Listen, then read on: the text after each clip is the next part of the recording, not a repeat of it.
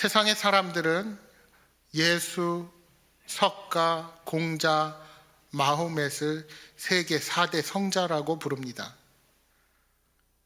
그런데 이러한 사람들이 지칭하는 성자 중에 우리 예수 그리스도는 근본적으로 다른 점이 있습니다.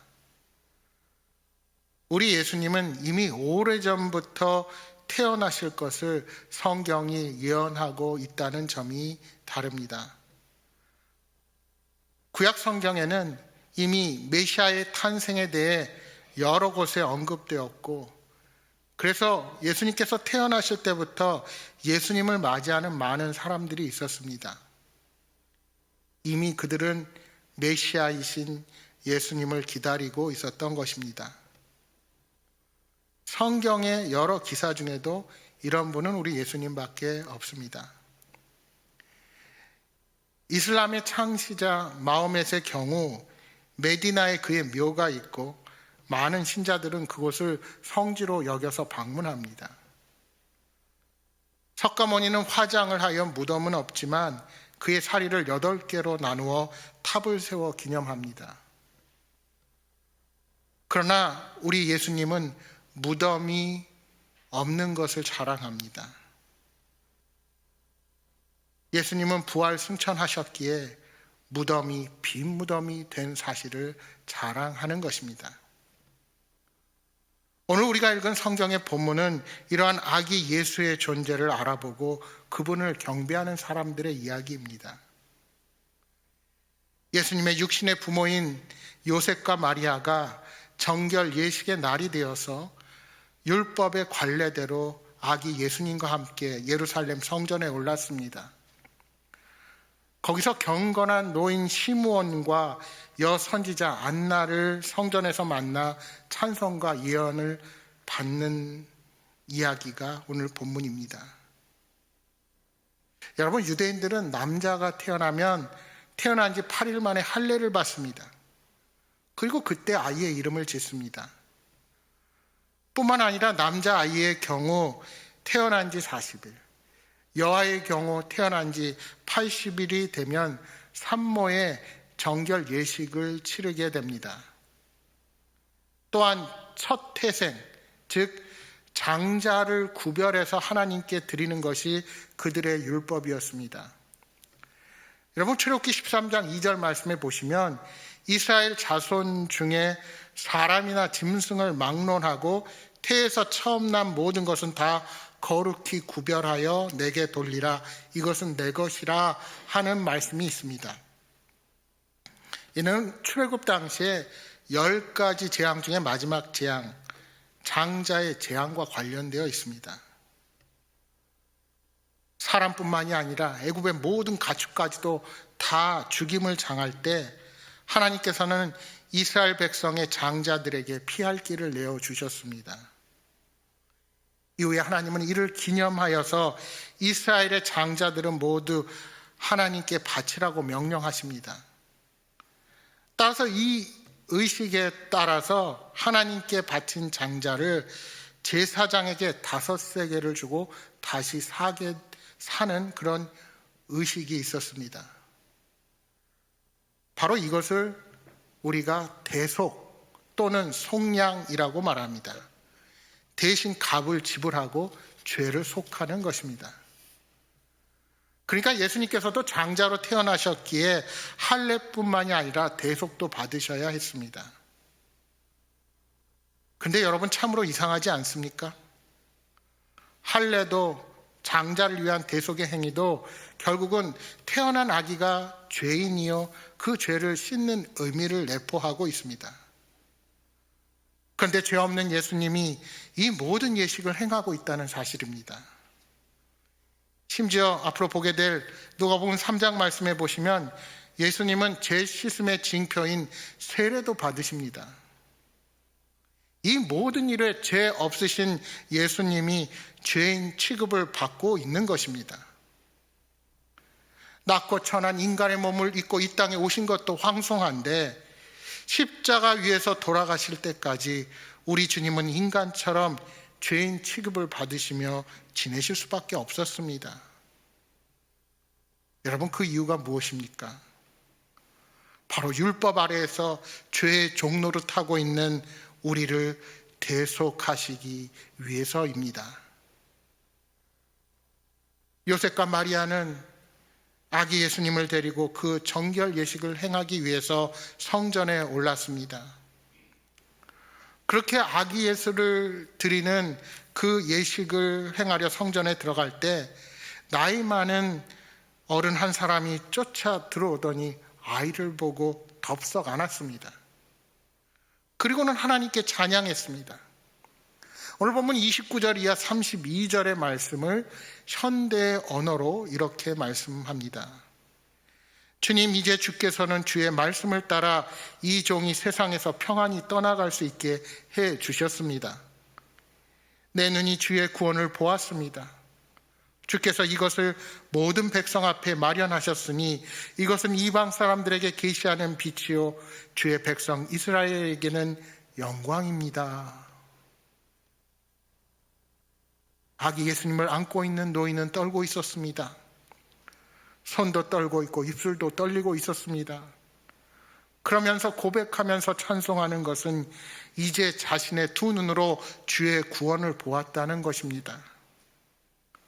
그는 진실로 마음 깊은 곳으로 영혼 깊은 곳을 향하여 찬송을 하고 있었던 겁니다. 그의 찬양을 좀 더 쉽게 풀어서 말하면 이런 고백이라 할 수 있습니다. 이 아기는 보통 아기가 아닙니다. 이 아기는 주의 구원입니다. 저는 이제 주의 구원을 보았습니다. 이는 만민 앞에서 예비하신 것이요 이방을 비추는 빛이요 주의 백성 이스라엘의 영광입니다. 비록 지금은 아기의 모습이지만 이는 이스라엘을 위해서 예비된 그런 아이일 뿐만이 아니라 이방을 비추는 빛이라고 찬양하고 있는 것입니다. 사실 예수님이 오시기 전 이방인에게는 빛이 없었습니다. 물론 이 빛은 햇빛을 말하는 것이 아니라 복음의 빛, 즉 구원의 빛을 의미합니다. 그래서 그들은 어둠 속에서 살 수밖에 없었고 흑암 속에서 살 수밖에 없었습니다.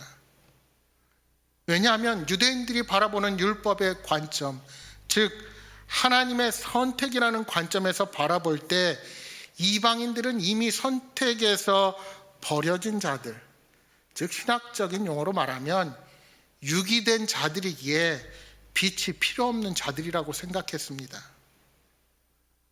그런데 예수님은 바로 이런 이방인들에게 빛을 비추는 구원으로 오셨다는 것입니다. 정말 획기적인 사건이며 의외의 사건이었습니다. 인종과 신분, 국가와 문화의 장벽을 뛰어넘어 세계 만방, 아니 이방인들이 살고 있는 구석구석까지 복음의 빛을 전하고 구원하는 빛으로 이 땅에 오셨다는 것입니다. 시몬은 바로 이 점을 노래하면서 곧이어 선택받은 백성 이스라엘의 영광을 위한 찬송을 하기 시작합니다. 그는 비록 노쇠한 노인이었지만 그의 영적인 통찰력은 젊은이와도 같았습니다.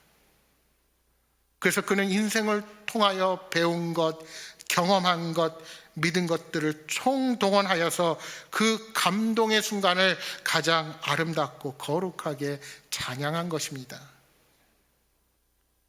여기서 30절의 주의 구원은 바로 이 아기 예수님을 지칭한 것입니다. 그래서 쉽게 풀어 말하면 이런 말입니다. 이제 내가 메시아이신 예수를 만나 보았으니 죽어도 여한이 없다라고 고백하는 것입니다. 그리고 그 이후로 만민의 구세주가 되시는 메시아를 높이고 있습니다. 또한 모친 마리아에게 계속해서 이렇게 말씀합니다. 34절 중반부터 35절 말씀에 보라 이는 이스라엘 중 많은 사람을 패하거나 흥하게 하며 비방을 받는 표적이 되기 위하여 세움을 받았고 또 칼이 내 마음을 찌르듯 하리니 이는 여러 사람의 마음의 생각을 드러내려 함이니라 하고 말씀합니다. 예수 그리스도가 이 땅에 오심으로 어떤 사람은 구원에 참여하고 어떤 사람은 심판의 자리에 앉게 된다는 것입니다. 여기 35절 말씀에 칼이 내 마음을 찌르듯 하리라 하는 말씀은 예수 그리스도의 고난과 죽음으로 장차 육신의 어머니 마리아가 겪게 될 고통에 대한 표현입니다. 결국 아들 예수의 십자가의 고난을 예언하고 있는 것입니다. 본문의 또 한 가지 사건은 성전에서 기도하고 있던 한 할머니의 이야기입니다. 안나라는 이 여인은 남편과 7년을 살다가 남편을 사별하고 84세가 되도록 평생 과부로 지낸 여인이었습니다. 그녀가 평생을 과부로 지내며 한 일은 오로지 금식하며 기도하는 일과 하나님의 성전에서 봉사하는 일로 세월을 보낸 여선지자였다는 사실이었습니다. 이 여인이 아기 예수님을 보고 하나님께 감사하며 이스라엘의 구원을 기다리는 모든 사람들에게 전하기 시작합니다. 이것이 오늘 본문의 내용입니다. 그런데 여러분, 여기서 우리가 생각해야 할 것이 있습니다. 많은 이스라엘이, 그 백성들이 그토록 기다리던 메시아, 오랜 세월을 기다리며 대망하던 구원자를 기다릴 때 이런 보잘것없는 아기를 생각하지 않았을 것입니다. 마치 모세가 지도자가 되어서 이스라엘 앞에 나타나듯이, 또한 여호수아가 여러 해 동안 모세 밑에서 지도자로서의 수업을 쌓고 이스라엘 백성들 앞에 섰듯이, 메시아 하면 키도 훤칠하고 크고 경험도 많고 청년 내지는 장년의 어른으로 생각했을지도 모릅니다. 하지만 시몬과 안나가 만난 메시아는 이제 태어난 지 40일밖에 안 된 갓난아기였습니다. 이 갓난아기가 메시아라는 것을 어떻게 믿었을까요? 과연 여러분이라면 어떻게 그 사실을 알았겠습니까? 그런데 시몬과 안나는 그 사실을 믿었고 예수님을 알아보았다는 겁니다. 더구나 그냥 믿은 것이 아니라 이것이 하나님의 말씀의 성취임을 찬양하고 있는 것입니다. 어떻게 그것이 가능했을까요? 우리가 다시 본문 25절 이하 27절 말씀을 함께 보겠습니다. 25절에서 27절, 우리 조금 길지만 한 목소리로 다시 한번 읽어보겠습니다. 같이 읽겠습니다. 예루살렘에 시므온이라 하는 사람이 있으니 이 사람은 의롭고 경건하여 이스라엘의 위로를 기다리는 자라. 성령이 그 위에 계시더라. 그가 주의 그리스도를 보기 전에는 죽지 아니하리라 하는 성령의 지시를 받았더니 성령의 감동으로 성전에 들어가매 마침 부모가 율법의 관례대로 행하고자 하여 그 아기 예수를 데리고 오는지라. 아멘. 여러분, 여기 각 절마다 계속해서 등장하는 단어가 무엇입니까? 성령입니다. 성령이 그 위에 계시더라. 성령의 지시를 받았더니 성령의 감동으로. 그렇습니다. 시몬은 혼란한 시대 상황 속에서도 의롭고 경건한 생활을 하면서 메시아를 기다렸던 성령이 충만한 자였습니다. 뿐만 아니라 안나 역시 주야로 금식하고 기도함으로써 메시아의 오심을 준비하였던 성령으로 충만한 여인이었습니다. 따라서 그들이 이 어린아이를 보고 그가 메시아이심을 알았다는 사실은 그들의 능력이 우월하여 아이를 메시아로 알아본 것이 결코 아닙니다. 그것은 성령의 충만함으로 준비되어 있는 시몬과 안나를 찾아오신 하나님이 그 사실을 확신하게 해 주신 것입니다. 이처럼 성령님이 저와 여러분의 눈을 열어주셔야 우리는 예수님이 구원을 이루시는 분임을 알 수가 있는 것입니다. 모르긴 몰라도 시몬과 안나가 그렇게 유식한 사람은 아니었던 것 같습니다. 그러나 이 두 사람은 천사들이 목자에게 알려준 아기 예수님에 대해서 더욱 구체적으로 믿었다는 사실을 우리가 알아야 합니다. 또한 그것은 그들의 능력이 아닌 오랜 기도를 통한 하나님과의 깊은 교제를 통해 성령님께서 역사하셔서 그 은혜가 시므온과 안나에게 임한 것입니다. 따라서 그리스도가 우리를 위해 이 땅에 인간으로 오셨고 나의 죄를 지시고 십자가 위에서 죽으셨고 영원한 생명을 주시기 위해 다시 부활하셔서 나를 구원하셨다는 그 사실, 이 진리를 믿는 것은 하나님 편에서 우리에게 값없이 주신 은혜라는 사실로 인하여 감사하지 않을 수 없는 것입니다. 이 성령 하나님의 은혜가 아무에게나 주어지는 것이 아닙니다. 아직도 세상의 많은 사람들은 자신의 힘과 능력을 의지하며 이 땅을 살아갑니다. 그러나 정작 자신이 어디로부터 와서 어디로 가는지, 자신이 용서받아야 할 죄인이라는 사실을 알지 못한 채로 세상의 헛된 것을 조차 살아가는 안타까운 모습을 보이는 사람들이 너무나도 많이 있습니다.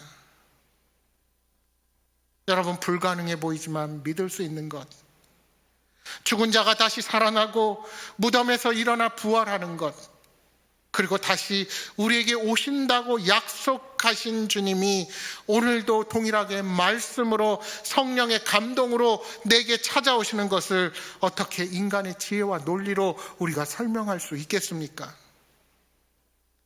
따라서 예수 그리스도를 믿는다는 것은 불가능한 것을 믿는다는 것입니다. 사랑하는 여러분, 이 아침 저와 여러분이 이 자리에 앉아서 하나님께 예배드린다는 자체가 은혜인 것입니다. 우리는 이것을 믿음으로 고백할 수 있어야 합니다. 세상에서는 아무리 대접받고 똑똑한 사람으로 인정받아도 하나님을 모르면 그 인생은 언젠가 지옥으로 향하고 말 것입니다. 하나님이 눈앞에 보이지 않으니 믿지 않는 것이 똑똑한 것으로 여기는 어리석은 존재들이 이 땅에 너무나도 많이 있습니다. 그래서 고린도전서 12장 3절에 바울 사도는 이렇게 말씀합니다. 그러므로 내가 너희에게 알리노니 하나님의 영으로 말하는 자는 누구든지 예수를 저주할 자라 하지 아니하고 또 성령으로 아니하고는 누구든지 예수를 주시라 할 수 없느니라. 성령으로 아니하고는 누구든지 예수를 주시라 할 수 없느니라. 여러분, 무슨 말씀입니까? 아무리 똑똑하고 지혜로워도 세상의 힘과 명예와 권력을 가진다 하여도 성령 하나님을 의지하지 않는 인생은 구원을 얻을 수 없고 예수님을 믿을 수 없다는 말씀입니다. 어떻게 시몬과 안나가 아기 예수님을 찬양할 수 있었을까요? 바로 그들이 하나님 아버지 앞에 경건하게 예비되어 있었던 사람들이기에 가능했던 것입니다. 여러분, 이렇게 누가복음 시작 처음 몇 페이지에는 기다리는 사람들로 가득 채워져 있습니다. 사가랴와 엘리사벳, 마리아와 요셉, 그리고 오늘 본문에 우리가 살펴본 시몬과 안나에 이르기까지 그들은 하나님의 약속이 성취되기를 기다리고 있었던 자들입니다. 그러나 그들은 그저 수동적으로 기다린 것이 아니라 지금 당장 모든 일이 일어날 것처럼 매일매일 하나님 앞에 적극적으로 주의를 기울이고 있었던 사람들입니다. 여러분, 우리 그리스도인들은 날마다 종말론적인 삶을 사는 사람들입니다. 오늘 예수님께서 다시 오실 것으로 생각하며 우리에게 주어진 모든 역할을 통해서 믿음의 길을 힘차게 날마다 마지막처럼 달려가는 사람들입니다. 그러했기에 시몬은 주의 구원을 보게 되었습니다. 또한 그러한 간절함이 있었기에 안나 선지자는 마침내 아기 예수님을 맞이한 여인이 되었던 것입니다. 이처럼 하나님은 구원을 기대하며 준비하는 자들을 사용하셔서 자신의 계획을 더욱 확실하게 알리셨다는 사실을 우리는 기억해야 합니다. 이와 같이 우리들도 신실한 믿음과 성실한 모습을 지니게 될 때 하나님께서 귀히 사용하는 자들이 될 수가 있는 것입니다. 우리가 새해 첫 주부터 온라인 줌을 통하여 새벽을 함께 깨우고 말씀으로 우리를 향한 하나님의 뜻을 함께 바라보며 기도하는 시간을 갖고 있습니다. 여러분에게 예수님의 오심, 우리를 찾아오신 주님은 어떤 의미를 가지고 있습니까? 여러분의 삶에 답답하고 해결되지 않는 삶의 문제들은 무엇입니까? 어쩌면 여러분이 지금 직면한 상황은 전혀 구원의 가능성이 없는 그런 상황처럼 여겨질 수도 있습니다. 지금 내 앞에 놓인 삶의 장벽이, 고난의 거센 파도가 앞을 향해 나아갈 수 없는 절망적인 상황처럼 보일 수도 있을 것입니다. 더 이상 아무 힘이 없어 자리에 주저앉아 한 발자국도 앞으로 내딛지 못하는 좌절의 한복판 가운데 있는 사람도 있을 것입니다.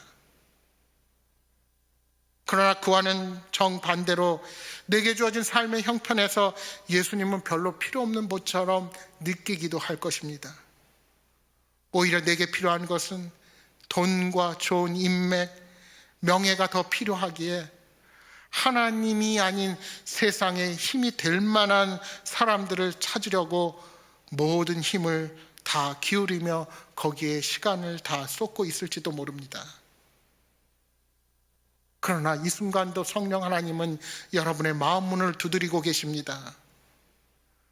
하나님은 예수님을 좋은 소식의 유일한 근원으로 우리에게 보내주셨습니다.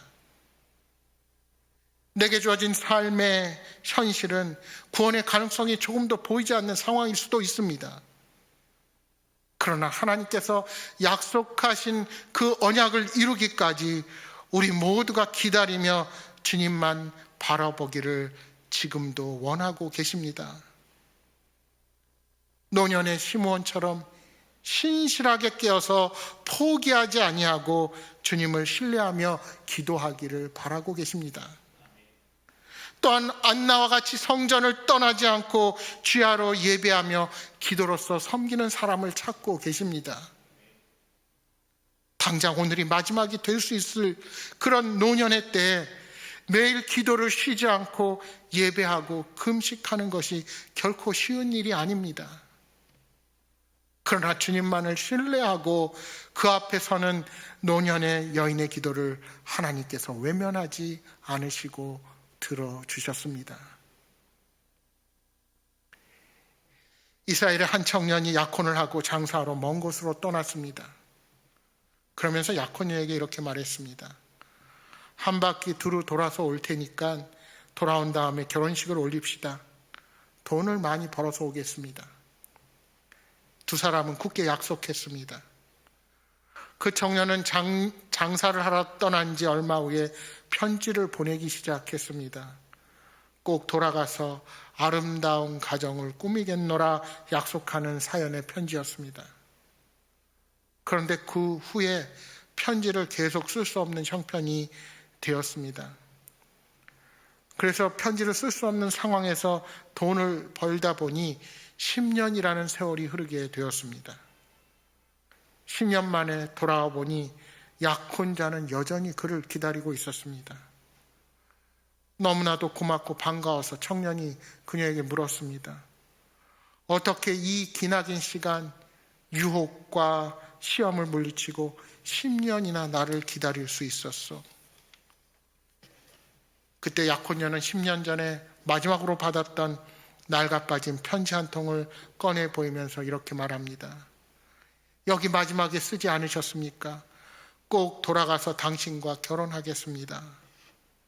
나는 이 약속을 믿고 기다렸습니다. 시몬과 안나는 이렇게 메시아의 약속을 믿고 기다리는 사람입니다. 사랑하는 여러분, 하나님의 약속은 반드시 이루어집니다. 우리는 예수 그리스도를 구주로 모신 하나님의 자녀들입니다. 하나님과 함께하면 우리들의 모든 날은 소망이 있고 힘과 용기를 얻을 수 있습니다. 성령님의 감동으로 아기 예수님을 만났던 시므온과 안나의 역사가 오늘 저와 여러분의 삶에 동일하게 일어나기를 소망하며 간구합니다. 혹시 지금은 앞이 명확히 보이지 않아서 답답하고 힘든 상황에 처해 있을지라도 십자가 위에서 그 약속을 이루시고 부활로 승리하신 예수 그리스도를 기억하면서 시몬과 안나의 모범을 따라 다시 힘을 내는 여러분 모두가 되시기를 소망합니다. 우리에게 다시 오실 예수 그리스도를 기다리며 날마다 내 안에 역사하시는 성령님을 의지하면서 참된 위로와 평강을 누리는 여러분 모두가 되시기를 주님의 이름으로 축복합니다.